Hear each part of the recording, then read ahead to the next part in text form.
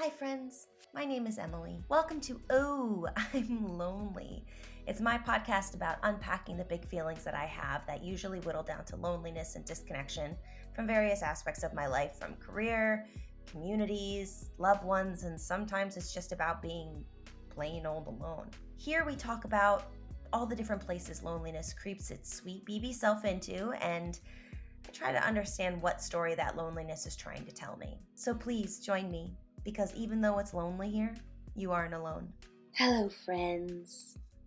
Welcome back to the Oh, I'm Lonely podcast. I am your host, Emily Martinez, and I'm freaking lonely right now and using comedy as a deflect. I am home. I am home after a lovely week in the Catskills. I was doing my first show, my first performance, my first theater thing after many years now of auditioning since the pandemic began. And it was a very serendipitous way of becoming part of the production. So, where I was, I did a production of a new musical called Bottle Shock, which is about wine and how the Napa Valley became known as the Napa Valley and how important the wine culture is to California and how we beat the French. Spoilers. But I did the show and I had a really, really great time. It was up in the Catskills and it was at a theater festival called In the Works in the Woods. And it happened as like a turn of events where a casting director who I follow put out a call for a need for a mezzo soprano belter type thing. I didn't see it, but someone that I know did, and felt so kindly and wonderfully inclined to put my name forward, and I ended up getting the gig. That's the first time anything like that's ever happened. So it felt like it was right for me. It felt like the universe was telling me this one's for you, Em. And I was really excited. It was also like, oh, this happens in like 2 weeks. Cool, cool. Hopefully I can move things around. And I was able to, and it was really good. And and the week was just pure magic. Um it was also a little grimy and gross because it was up in the woods and the housing was a little dirty because we were the end of the season, and word to the wise, theater people are not clean. We are nasty. I just don't understand when people can't clean up hair. I just don't get it.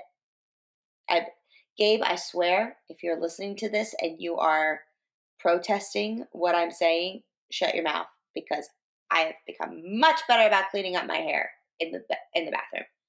How dare you? This is specifically hair in public showers. Clean your shit. It's gross. Anyway, but I had a full week of like total immersion into theater, into creating a new work, into play, into nature, into people and community, into queer community, into just artists and beautiful weirdos and personalities and discussions and just fucking doing it. And it was so good. It was so good to just laugh with my people, felt amazing. It was my first show out as a queer woman, which I don't know if it really means much, but like it meant something a little special to me. I'm bisexual if I haven't said it before, but I am very much out now. And I came out later in life. That will be its whole own episode. But so it felt like I could really step into my authenticity. It kind of felt like when you go to college, at least for me, when I went to college for the first time, I felt like I could leave whoever I was from high school, who was shitty, but also really hurt and sad and lost and damaged in a lot of ways. I was like, oh, I don't know anyone at this college, maybe one person, and they're many years above me. I can actually figure out who I am, what I like, who I want to hang out with. I can start new, I can start fresh. So that's what this week felt like. It really felt like this restart. It felt like this rejuvenation in a way. Um, Partially because it was the first thing I've done in a while. And, I had a couple of people like, anytime that I'd be like in conversation with people who either were muggles or, non-theater folk, um, maybe just people that just don't get it, or at least aren't coming from the perspective of someone who truly hasn't performed in a long time, except to a camera, at least a musical theater style. I have gigged, but it's a different type of performance. I was saying, I was like, like, oh, I'm so nervous to get back into it. And people be like, oh my God, you could just like jump in and you'd be fine. Which, like, I think I was telling this to my therapist. I was like, I think I could. I think if, knock on wood, knock on all the wood, if something magical happened and I booked like a Broadway show tomorrow, because that's happened to multiple people in the past like 2 weeks, because COVID is still very, very real, of like, you book the gig and then they're like, actually, we need you on tomorrow, you need to learn the entire show. Could I do it? I think I could. I think my brain would make space for everything that would need to be made space made for. Does that make sense? I think I could do it. I do not think I'd have any fun. I don't think I'd remember a thing. I think I would completely black out and go into survival mode. I'd get it done, but I don't think I'd have a good time. Because that type of pressure is wild for anyone in good circumstances, but then someone who has undiagnosed ADHD, yeah, I think that would be really, really, really tough. So, when people are like, oh, you could just jump right into it, I'm like, I could. And if that was the opportunity that the universe said, this is it, I would absolutely do it and jump on it. But the fact that I was given this like nice little appetizer felt so good. It felt so good to like have have a space. Number one, it wasn't. I mean, I think people could have bought tickets in my life. Sorry, fam and friends who are may have been asking, but like it kind of wasn't. It was kind of for the people of the Catskills. It was kind of for the community up there who donate and contribute to the theater. Those were most of the people that were there. And also, like, it was just far enough away where it just kind of wouldn't have made sense. It was like, it was really nice to have something that was just for me. It was just a moment of time, a space, a collection of people that I didn't know anybody going into it. It was, like I said, just like college. Going into it, I didn't know anybody going in. And I just felt like I get to be completely myself. I don't need to get worried about being hospitable when family or friends come and see me. Was there like a part of me that like romanticized the idea of Gabe like surprising me in the theater? Absolutely. Who doesn't want a fucking Hillary Duff Cinderella moment, please? But I also knew that wasn't going to happen because I've seen Gabe on FaceTime in his costume. So like I knew he was on tour. And also would not have made sense, would have stressed me out. Um so to just do the show for the sake of doing the show for me was number one a first. And it felt really good. Normally, I probably would have thought that that would have made me feel lonely because, you want people in the audience that support you. But like at that point in the week when the performances happened, we were all family. We were all experiencing the same thing. So like I felt like my family and friends were there. My very quickly chosen family was there. Um, New friends that I hope I can maintain connections with because everyone I met and spent time with, my cast were just so wonderful and so cool. It kind of like replenished hope in my industry again. I was like, oh right, this is why I do it, like to be with these people. And the performances were great. They were really fun. We got a good response. During the week, there were like open mics and there was rehearsal every day and a bit of trauma bonding with the environment of the woods and being like, are we going to get murdered out here? No. Why are all the windows open? I don't know. Why is our building haunted? It totally is. So like there are a lot of those moments where it felt like summer camp. And I made this reel on Instagram. Yeah, on Instagram. And I just had these like dudes like just like tearing me down in the comment section of like, oh, she's so cringe. Someone looks a little desperate for summer camp. And I'm just like, it's just so funny how people think they can just go into your comments and literally not know anything about you or anything of what you've gone through, like, and just be so mean. It was like they're so mean that it was kind of funny. And also my friend Lindsay like tore them a new asshole. So it was like giving me life. And then everybody else was like also defending my honor. Um, so I appreciate y'all. But it was just funny where I was just like, yeah, I am cringe. That is what musical theater is. We're all cringe, but that's why we love each other. Like, we're making art. We're miserable a lot of the time. We're sad and making podcasts about how lonely we are about it. But, gotta make that bank somewhere. Maybe one day I'll make some bank on this. But yeah, so had a wonderful week. But I also knew, part of me knew, and although the week I was doing everything in my power, truly everything in my power to stay as present as possible. I was taking pictures, I was taking video, I was putting the phone down and just experiencing. I was singing, I was laughing, not calling Gabe all the time, which was good for me to like just me experiencing other people. Still missing him, of course, still missing each other, but like doing my own thing, like not being hung up with what audition is next. But I knew during the week, even though I tried my hardest not to think of it, like I was like, okay, this post show, post performance, post theater camp we're gonna experience the blues. We are. It's gonna happen.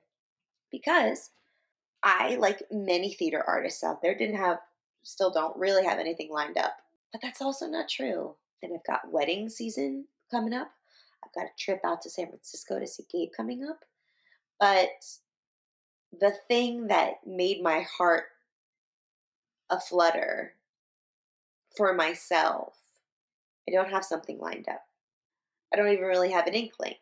And I didn't expect to because it was a week, right? It was a week long. So I just decided I'm going to live in the moment. But those post show blues are so real. It's like any post anything blues, post wedding blues, um, I guess post vacation blues. For a week, I just got to escape. For a week, I just got to focus on the one thing that I love to do. And now I'm back to the real world, which the place where I was at was the real world too. That was a real job and I made money and blah, blah, blah. But like, I'm back to kind of like the day to day. And it's quiet. It was it was hard to get used to sleeping in a room of three other people because I was just like so not used to it and those beds were not comfortable and that house was haunted. But I had just wonderful kind roommates. Alyssa and Haley, if you're listening, I love you both. I just had like bodies in the room. I had body yaddy yaddies. Like there were just people there. People that cared about me. Just in my space with me. And although by the end I think all of us were ready to get back to like what home was, like to just come back to just a quiet house again is really hard. It's today's what's today? Today's Wednesday and got back on Monday. So like I was like, okay, it'll probably sink in later in the week. And today is the day that I had the cry. And I'm feeling it. I'm feeling very lonely. I'm feeling lonely for my people. I was around community for an intensely wonderful week. And that was enough to make me feel like I want this all the time. Give me this drug on an IV. And I keep saying out loud that I will have something coming up next. I will have something soon. I will. I do have something, like, I'm speaking it into existence, because in the theater industry, in the entertainment industry, that's the worst part, is that things are so good when they're so good, and also so empty when they're just empty, right? Like, if you don't have something lined up, it's terrifying. It's terrifying. You're constantly looking over a ledge. You're hovering, and you're like, I sure do hope there's something beneath me. And we go back to our survival jobs, and we go back to the day to day and the hustle and bustle of the city, and we go back to people who don't get us. We go back to people who are like, "Oh, you did that thing. How was your little show?" And you're like, "Fuck off." Get fucked. Like, you don't get it. You don't get me and my camp friends. You don't get our inside jokes. You don't get the handshakes. Like, it's that kind of stuff where it's like every show, sometimes, even when it's a shitty show, and we've all had them, like, so much of the time they feel like this little community that we've formed this little language together, and this way of understanding each other through like inside jokes and different quirky relationships, and talent crushes, and not even like human crushes, just like crushes on people's fucking talent that they have. And you're just like, ah, if I could make love to your talent, I could. I want nothing to do with you as a person romantically, but just your talent. But yeah, it's hard. It's hard. I would experience that with cruise ships too, because it wasn't until my last contract that I like knew I had, either like the contract before, I knew where I was going next. And it's changed now. I think they're doing a much better job of it.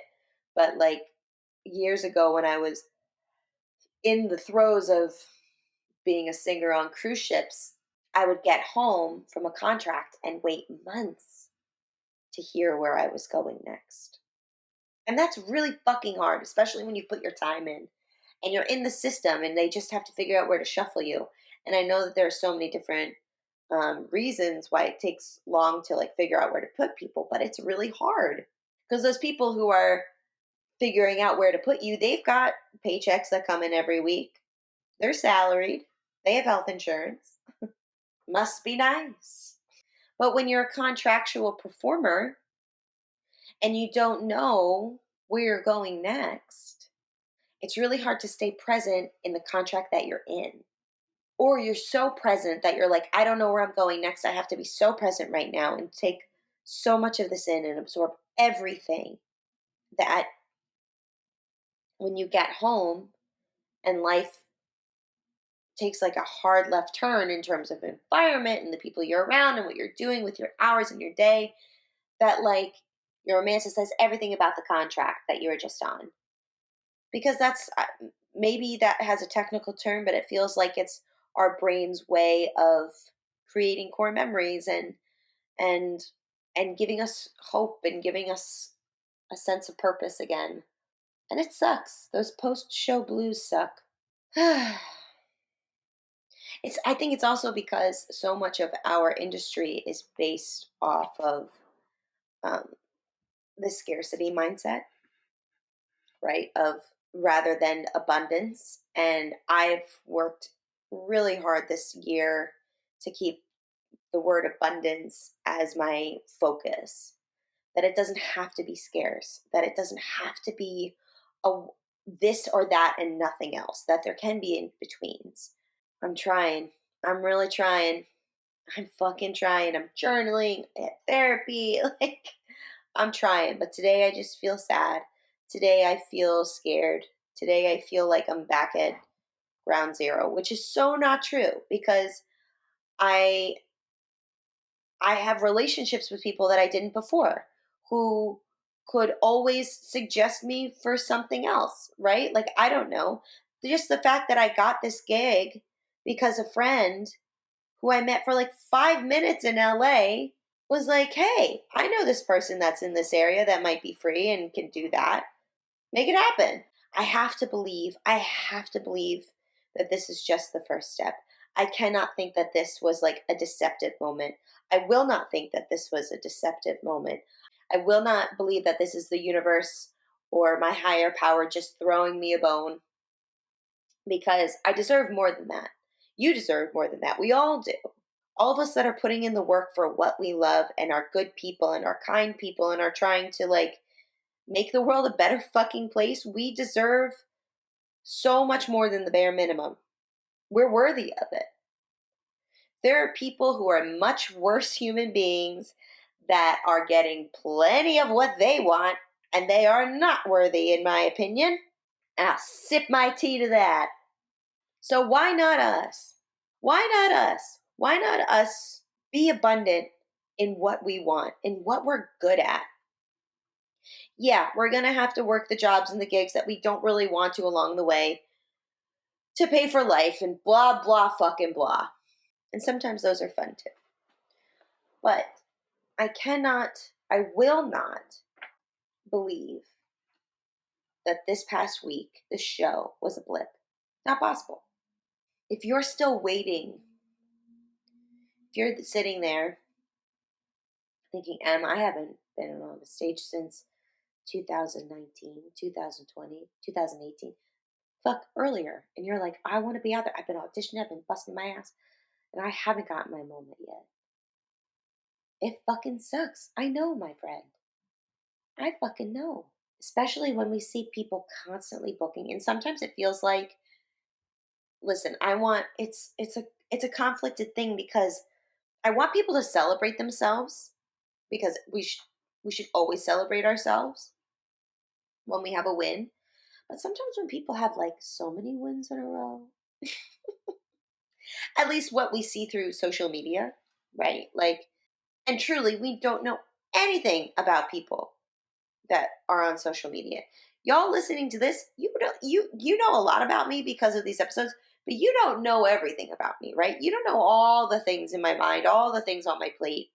So anytime that I might post something on social media and you go, oh my gosh, she's just like totally bragging. Maybe I am bragging a little bit for me, just for me, to give myself a little bit of confidence. Sometimes I need a little bit of that validation. I think we all do in this world, a little instant gratification. But like the people that annoy me on social media that like quote unquote don't read the room about booking things nonstop, girly, like they're not the people that are like in their social media, and it's not their job to be, right? Maybe social media for them is just a tool for their job and for their brand. But I feel like there's so much about the need to humanize yourself online these days. If you really want to like form a space online that is yours, of like humanizing yourself. Like, I can't tell you the amount of people that DM'd me personally that are either friends or people that I don't know, that were like, I'm literally crying over your stories because I'm so happy you booked this. This little contract out in the woods where everything was wet and soggy and and and buggy. Like, I am so happy for you. And I think part of that is because I'm transparent about this shit. That it's really fucking hard. And that there are days that you want to throw all the towels in. You want to fucking give up. Because why is it worth this pain? Why is this industry? And sometimes, and for a lot of people, it's not. And that is valid, and I support that. But for some wild reason, I stay in the game when I don't want to all the time. And I think that's when it's important to like, I think that's the difference. Not to put myself on a high horse, but like, I think because I share those down moments too, or I share my like things that I'm like, that was a choice. That was a choice. You know, I think that helps in terms of like um not making yourself like look too egotistical, versus like, look, this win is a win for all of us, because me showing you it can happen means it can also happen to you, and means it can also happen for you, and that you deserve it too. You deserve to feel this feeling in our art. You deserve to feel those tingles. You deserve to feel that exhilaration when you hear the word places. Like when my stage manager said places, I felt like I don't even know what I felt. I just felt. I just I felt those butterflies. And I just don't want it to be too long until I feel those fireflies again. I don't want it to feel like every time I step into the ring that I am like crusty and dusty. Like I want to feel warmed up. I want to feel ready. I want to feel like my limbs are what is it? My um juiced up? No, I don't know. Limber? My limbs are limber. Is that a thing? Limbs limber? I'm not drunk at all. I have not had an edible. I am just drinking my pumpkin spice tea. Limber? Limbs being okay. We're dropping. Emily, dropping. So yeah, I want to feel that again, and I'm going to fucking feel it. I'm going to. I am determined. Y'all, you're hearing it. So hopefully, I will set a fire within you to also hear it and feel it. That doesn't mean we have to spend so much money to do all the things that the industry tells us we have to do. But changing our mindset and changing the way that we talk to ourselves and the way that we believe in ourselves is free. It's a lot of emotional labor, a lot of mental labor, okay? But it doesn't cost any money for us to be kind to ourselves. Can we put that on a fucking t-shirt? It doesn't cost a thing to be kind to ourselves. Thank you. Oh, I fucking love that. So I'm lonely today. I'm lonely for my cast. I'm lonely for my housemates. I'm lonely for drinking too much wine with fun people and praying I don't have a hangover the next day. Somehow I did not get a very bad hangover. The first night I kind of did. But like when you friends above the age of 25, the hangover when you're like, "Ooh, it got me." Like where you can maybe it's more people in your 30s because I've experienced this more in my 30s where it's like there are some nights where I could drink a bottle and a half of wine with other people, not just by myself. Let me just put that out there. And then be like weirdly okay the next day. But then a couple days later, you have like a beer and you are down for the count. So I've been waiting for that. Like I didn't have that. And like I am running out of cat lives on that department. So I'm a little like, so I'm giving myself, quite a detox of not drinking any alcohol for a couple days. I just thought that was funny. But yeah, I'm lonely for the dance. I'm lonely for missing my harmonies and having my music director look at me and be like, "That was you," and I was like, I know, I'll get it next time." I'm lonely for the laughter of when I went across the stage, played this amazing secondary character that stole the scene. Like I miss that moment. I miss it. I'm lonely for that moment. I'm lonely for that validation. I'm lonely for those walkbacks with my roommates from the playhouse to our haunted house and just like walking in the rain, talking about random shit, getting deep or not being deep at all. I'm lonely for all of it. And that's okay. Because that means it meant something, right? So, what's the story my loneliness is telling me? I think it's telling me just that like I'm lonely because it mattered so much. I'm lonely because it was such an important week for me. And that it's worth it to keep fight for me. It's worth it to keep fighting for what I love to do so that I can have more moments in the wood. So with that, I think I will bid you adieu. I'm really happy I recorded this today. I wasn't sure how I would record it because I had a big cry like in the shower before because I was feeling real heavy all day with this. And then I was just like, because other things in my day kind of Mercury and retrograde friends, like the little things were getting to me today. And I was like, it's something else. It's something deeper. So I reflected and released some tears in my shower. And I was like, you know what? I'm going to record. I'm going to let some of this out and try to like reorganize my thoughts and be intentional about this. And I think I did that. This industry can be really shitty sometimes, a lot of the times. Just like any industry, there's ups and downs. But I had a week of seeing what was possible, and then it will be possible again. And I feel very fortunate and grateful that I had that week. So, thank you for keeping me company. Thank you for listening. And I hope I get to talk to you next week in your ears. Please don't forget to subscribe to the podcast, comment, like, share it with your friends, especially in theater, especially this episode with theater friends. Like, I feel like all of us experience those post-show blues if we're such musical theater nerds. Like, you gotta, right? Like, these post-show blues are so real.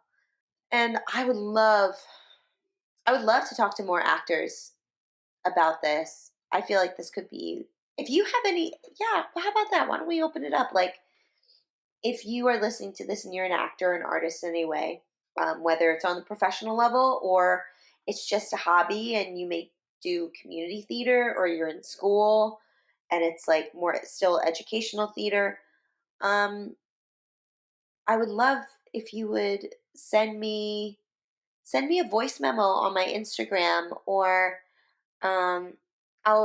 I think I'm going to set up an email for this podcast. It'll probably be something like, oh, I'm lonely podcast at gmail.com. We're just going to put that into ether. That is what it's going to be. And I'll put it in the description down below in the show notes.